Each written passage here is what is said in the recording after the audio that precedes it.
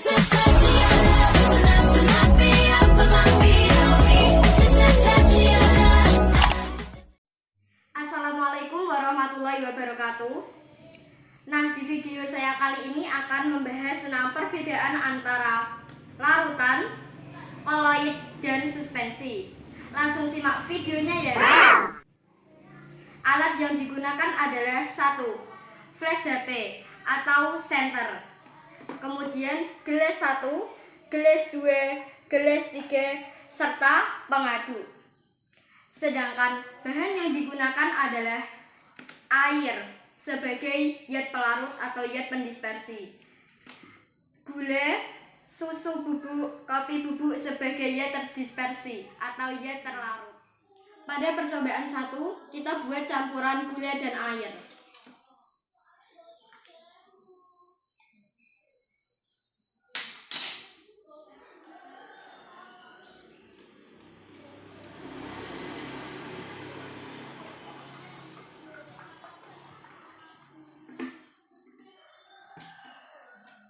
Kemudian kita aduk hingga rata.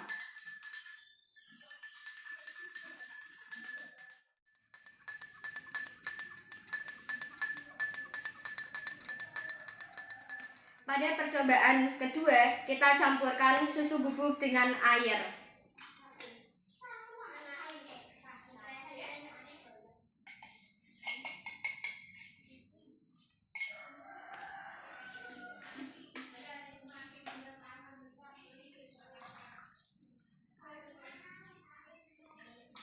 Kita aduk hingga rata.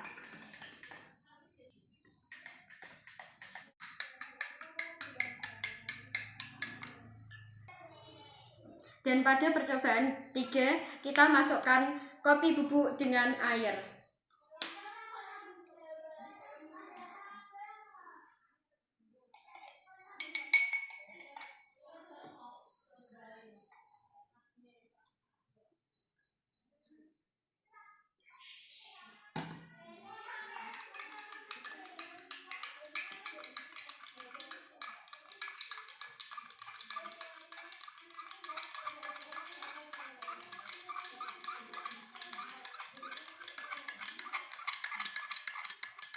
Baik, sekarang mari melihat jumlah fase yang terlihat secara fisik dengan menggunakan indera mata secara langsung.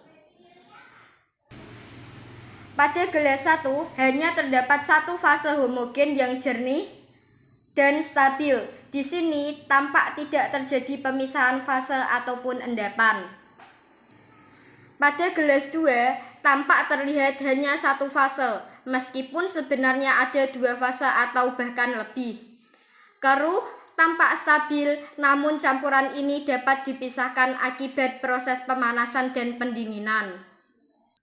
Dan pada gelas 3 terlihat nyata terdiri dari 2 fase heterogen yang terpisah secara perlahan dan tampak tidak stabil. Setelah melihat pemisahan fase dan kestabilannya, mari melihat efek Tyndall. Pada gelas 1 cahaya terlihat jelas, dapat diteruskan pada sisi lain gelas. Efek Tyndall yang ditunjukkan di sini tidak tampak. Ini merupakan sifat dari larutan.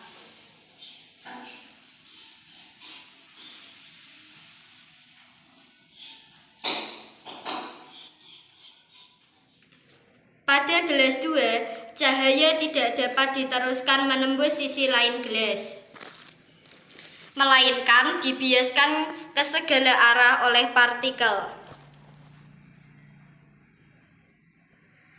Partikel yang tidak terlihat tampak sebagai titik-titik terang. Ya, benar, ini adalah koloid. Dan pada gelas ketiga, cahaya dari senter tidak dapat dilewatkan pada sisi lain gelas. Ini merupakan ciri dari suspensi. Dari pengamatan yang telah kita lakukan ini, dapat disimpulkan bahwa campuran gula dengan air adalah larutan, campuran susu bubuk dengan air adalah koloid, dan campuran kopi bubuk dengan air adalah suspensi. Contoh lain dari larutan adalah garam dan air, kemudian sirup dan air, dan lain-lain. Contoh lain dari koloid adalah puding atau agar-agar, oli, santan, busa, dan lain-lain. Contoh lain dari suspensi adalah tepung dan air.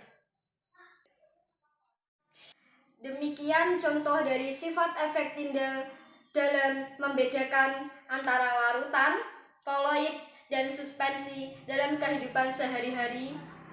Semoga bermanfaat. Wassalamualaikum warahmatullahi wabarakatuh.